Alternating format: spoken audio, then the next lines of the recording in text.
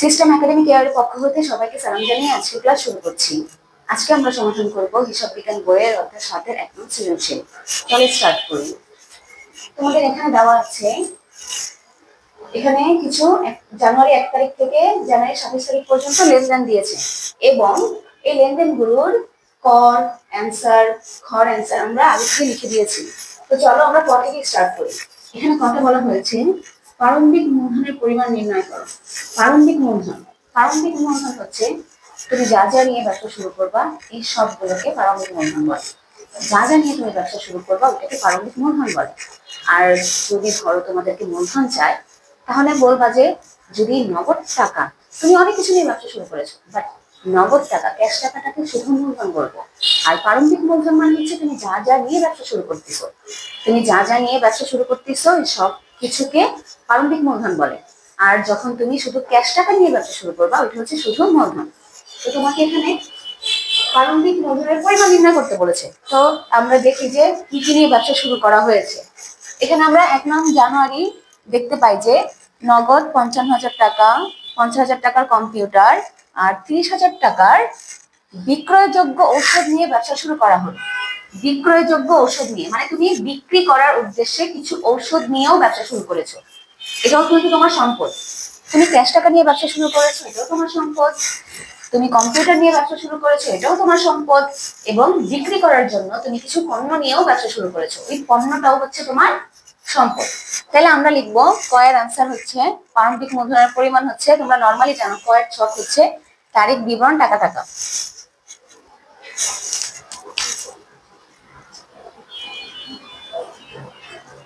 তারিখ বিবরণ টাকা টাকা, এটা হচ্ছে তোমার কয়ের ছক। তো আমরা লিখবো কি কি নিয়ে ব্যবসা শুরু করেছি। নগদ টাকা, নগদ 55,000 টাকা। কম্পিউটার, কম্পিউটার 50,000 টাকা এবং বিক্রয়যোগ্য ঔষধ। তোমরা জানো যে কোনো ঔষধ বা পণ্যকে ক্রয় বলা হয়। যে কোনো ঔষধ বা পণ্য যেটাই, তুমি যদি কোনো পণ্য নিয়ে ব্যবসা শুরু করো, ঔষধ নিয়ে ব্যবসা শুরু করো, ওইটাকে আমরা পণ্য বলি আর পণ্যকে আমরা ক্রয় বলে থাকি। তো তুমি এখানে লিখতে পারো যে বিক্রয়যোগ্য ঔষধ অথবা ক্রয় হিসাব, বিক্রয়যোগ্য ঔষধ অথবা ক্রয় হিসাব, এটাও লিখতে পারো। এরপরে এই তিনটা যোগ করে দিলে তোমার যে অ্যামাউন্টটা আসে এটা হচ্ছে তোমার প্রারম্ভিক মূলধন। এটা হচ্ছে তোমার প্রারম্ভিক মূলধন, এটা তোমার কম হইল। এখন খতে বলা হয়েছে যে জানুয়ারি 3 এবং 27, 3 থেকে 27 সাধারণ জাবেদা দেখো। মানে আমাকে এই 3 থেকে 27 পর্যন্ত এই লেনদেনগুলোর সাধারণ জাবেদা করতে হচ্ছে। আমরা নরমালি সাধারণ জাবেদা সব জানি হচ্ছে তারিখ বিবরণ, খতিয়ান পৃষ্ঠা, ডেবিট টাকা, ক্রেডিট টাকা। তাহলে চলে স্টার্ট করি।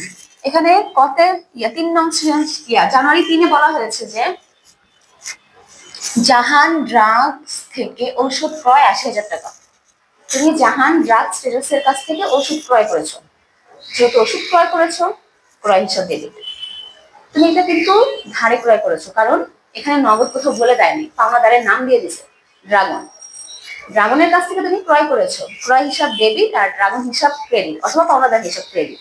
এখানে তোমাদেরকে আমি আগেও বলেছি যদি কোনো কারো নাম দিয়ে থাকে তাহলে এটা ধারে হয়ে থাকে, যদি কারো নাম দিয়ে থাকে তাহলে এটা ধারে হয়, আর যদি নাম না দেয় তাহলে এটা নগদে হয়ে থাকে লেনদেনটা।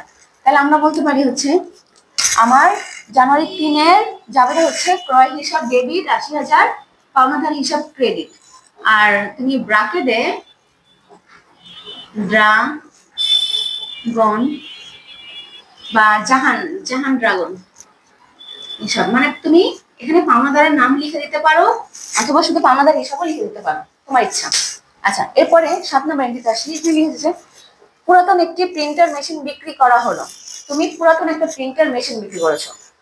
প্রিন্টার মেশিনকে আমরা সচরাচর অফিস সরঞ্জাম বলে থাকি, কারণ অফিসে এই প্রিন্টার মেশিন, কম্পিউটার এগুলো ইউজ হয়। তো আমরা বলতে পারি প্রিন্টার মেশিন হচ্ছে একটা অফিস সরঞ্জাম। তুমি অফিস সরঞ্জাম যদি বিক্রি করো তাইলে তোমার সম্পদটা চলে যায় আর টাকা আসে। তাহলে এটার জাবেদা হবে হচ্ছে নগদান হিসাব ডেবিট, অফিস সরঞ্জাম হিসাব ক্রেডিট 3,200। এরপর এখানে 18-তে বলা হয়েছে যে মেয়াদ উত্তীর্ণের কারণে জাহান ড্রাগসকে ঔষধ এত টাকা ফেরত দেওয়া হলো।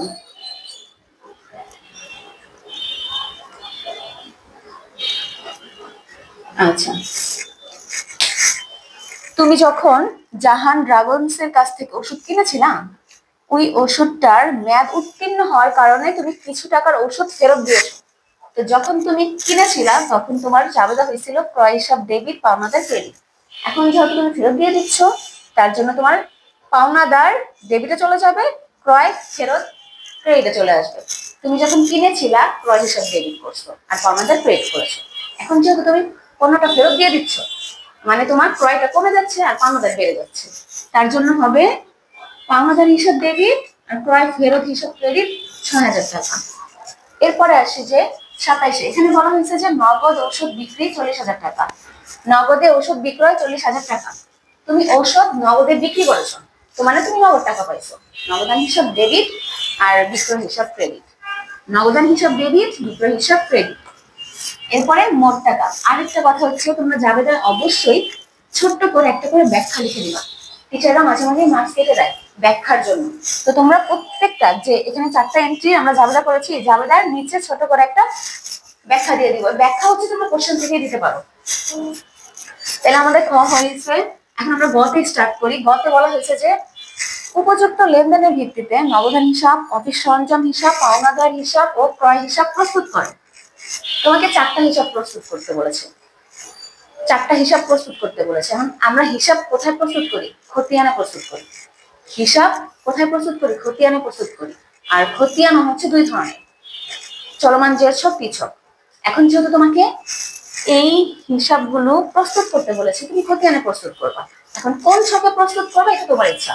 তুমি চলমান জের ছকেও সবগুলা করতে পারো অথবা পিছকেও সবগুলা করতে পারো। আমরা এখানে চলমান জের ছকে করেছি, আমরা চলমান জের ছকে কমপ্লিট করেছি এটা। তাইলে তোমার প্রথমে আসে নগদান হিসাব। তো আমরা প্রথমে নগদান হিসাব লিখবো এবং নগদান হিসাবের জন্য যে চলমান জেরের খতিয়ান, ওইটা হচ্ছে তারিখ, বিবরণ, খতিয়ান পৃষ্ঠা, ডেবিট টাকা, ক্রেডিট টাকা, জের, ডেবিট টাকা, ক্রেডিট টাকা।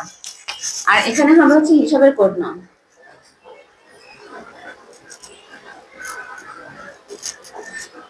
আর এখানে হচ্ছে হিসাবের কোড নাম হবে।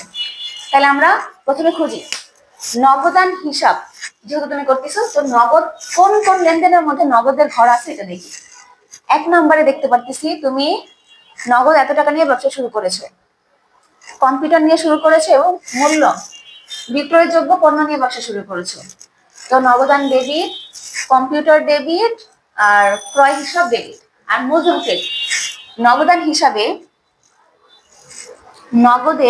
নগদান হিসাবের মধ্যে নগদের ঘরে নগদান হিসাবে টাকাটা যেই পাশে থাকবে ওই পাশে আমরা টাকাটা লিখবো, বাট এর অপোজিট এন্ট্রির নাম লিখবো। আমরা যখন নগদান হিসাব করব, নগদান হিসাব যদি টাকা ডেবিট পাশে থাকে ডেবিট পাশে বসাবো, ক্রেডিট পাশে থাকে ক্রেডিট পাশে বসাবো, বাট এন্ট্রি হচ্ছে নগদানের বিপরীত এন্ট্রি বসাবো। তা আমরা দেখতেছি যে নগদান ডেবিট, কম্পিউটার ডেবিট, পণ্য ও ডেবিট, ক্রেডিট কোনটা আসতেছে? মূলধন হিসাব। তাহলে আমরা লিখবো মূলধন হিসাব, অপোজিট এন্ট্রির নাম লিখবো মূলধন হিসাব। মূলধন হিসাব নগদান টাকা কোথায় লিখেছিলাম? ডেবিটে। তো ডেবিটে 2 ডেবিটেই লিখবো। প্রথম লেনদেনের টাকা এই ডেবিট অথবা এই ডেবিট, এই 2 ডেবিটেই বসবে, 2 ঘরেই বসবে। প্রথম এন্ট্রির টাকা 2 ঘরেই বসবে। পরের এন্ট্রির টাকাগুলা এই ডেবিট আর ক্রেডিটে বসে যোগ বিয়োগ করার মাধ্যমে এখানে বসবে। তাইলে আমাদের 1 নম্বর এন্ট্রি হয়ে গেল। এরপরে আসতেছে যে তুমি এখানে পুরাতন একটি প্রিন্টার মেশিন বিক্রি করেছো, পুরাতন মেশিন বিক্রি করেছো, নগদান ডেবিট আর অফিস সরঞ্জাম ক্রেডিট। তো তুমি নগদানের টাকা ডেবিটে লিখবা এবং এই ডেবিট আর এই ডেবিট প্লাস করে এখানে টাকাটা বসবে। আর অপোজিট এন্ট্রি কি? অফিস সরঞ্জাম হিসাব, অফিস সরঞ্জাম হিসাবে এখানে লিখতে হবে। এরপরে আমাদের আসতেছে যে এটা তুমি নগদে বিক্রি করেছো, এখানেও নগদ টাকা আসতেছে, নগদান ডেবিট, বিক্রয় ক্রেডিট। তো অপোজিট এন্ট্রির নাম বিক্রয় হিসাব লিখবো আর নগদান ডেবিট, ডেবিটে টাকা লিখবো। এরপরে এটার সাথে আবার এটা যোগ করবো। প্রথম এন্ট্রির টাকা 2 ঘরেই বসবে, দেন পরের টাকাগুলো এই 2 ঘরে বসাবো। এখানে প্রথমে বসছে এই টাকার সাথে এই টাকা প্লাস করে দেন তুমি আবার ডেবিটেই বসাবো, কারণ 2টা ডেবিট প্লাস হয়ে যায়। এরপরে নেক্সটে তোমার আরেকটা এন্ট্রি ডেবিটেই বসতেছে, তো আবার এই টাকার সাথে এটা প্লাস করে আবার তোমার এই মূল টাকাটা আসবে। আচ্ছা, এখানে তোমার নগদান হিসাব হইলো। এখন আসতেছে অফিস সরঞ্জাম হিসাব। এটা হচ্ছে অফিস সরঞ্জাম হিসাব।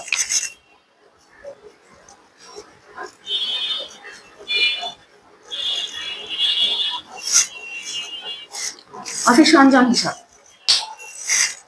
আমরা এখানে দেখতে পাচ্ছি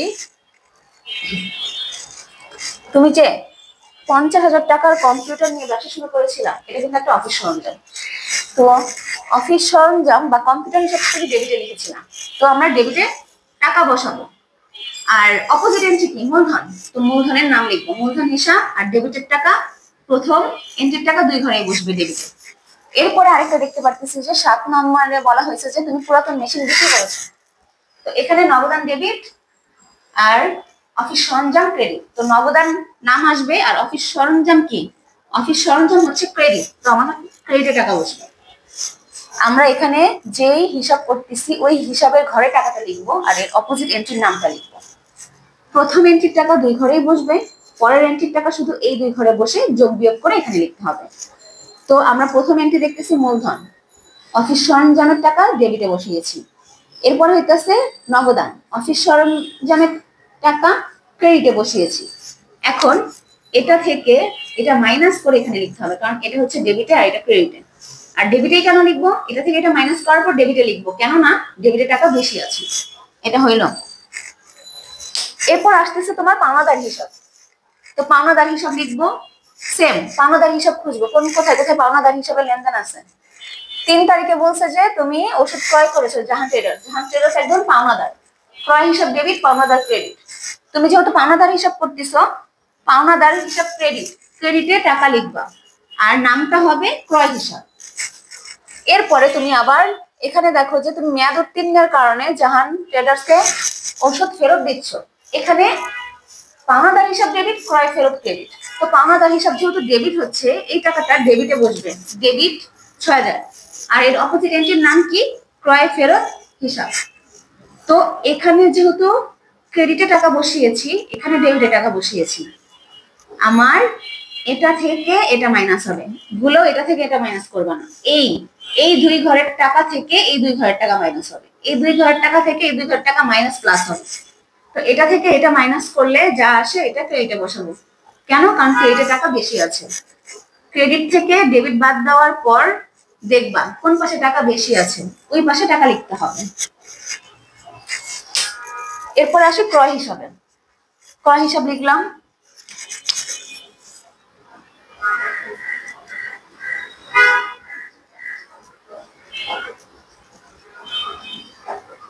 আচ্ছা ক্রয় হিসাব। তোমরা একটা জিনিস খেয়াল করো, আমি তোমাদেরকে প্রথম থেকে বলেছিলাম যে তুমি যা কিছু নিয়ে ব্যবসা শুরু করবা যেগুলো সব সম্পদ। ওষুধ নিয়ে ব্যবসা শুরু করতেছি, এটা একটা সম্পদ। বাট ওষুধকে আমরা পণ্য বলে থাকি, আর পণ্য আমরা অলওয়েজ পণ্যকে আমরা পণ্য হিসাব দিয়ে লিখি না, পণ্যকে আমরা ক্রয় হিসাব দিয়ে লিখি। তোমাদের আমি এখানে লিখে দিয়েছিলাম যে বিক্রয়যোগ্য পণ্যও লিখতে পারো অথবা ক্রয় হিসাবও লিখতে পারো। তাহলে আমরা বলতে পারি যে আমাদের যেহেতু এখানে ক্রয় হিসাব চেয়েছে, এই যে একটা ক্রয় হিসাব, এইটা আমাদের অবশ্যই আনতে হবে। তোমরা অনেকে ভাবো যে না বিক্রয়যোগ্য পণ্য, ভাই পণ্যটাকে আমরা ক্রয় বলি, পণ্যটাকেও আমরা ক্রয় বলে থাকি, তার জন্য এই ক্রয়টা অবশ্যই ক্রয় হিসাবের মধ্যে আনতে হবে। তো তুমি পণ্য নিয়ে ব্যবসা শুরু করেছো, ক্রয় হিসাব ডেবিট, আর অপোজিট এন্ট্রি হচ্ছে মূলধন ক্রেডিট। তাইলে ক্রয়ের টাকা ডেবিটে বসাবো, ক্রয়ের টাকা ডেবিটে বসাবো হচ্ছে 30,000, আর অপোজিট এন্ট্রির নাম হচ্ছে মূলধন হিসাব লিখবো। প্রথম এন্ট্রির টাকা দুই ঘরেই বসবে। এরপরে আসতেছে যে তুমি জাহান ড্রাগস থেকে ওষুধ ক্রয় করেছো, এখানে ক্রয় হিসাব ডেবিট আর পাওনাদার হিসাব ক্রেডিট। তো ক্রয় হিসাব ডেবিটে টাকা লিখবো আর ক্রেডিট এন্ট্রি হচ্ছে পাওনাদার হিসাব লিখবো। এটাও ডেবিটে টাকা, এটাও ডেবিটে টাকা, এই দুই ডেবিট প্লাস করে এত টাকা হবে।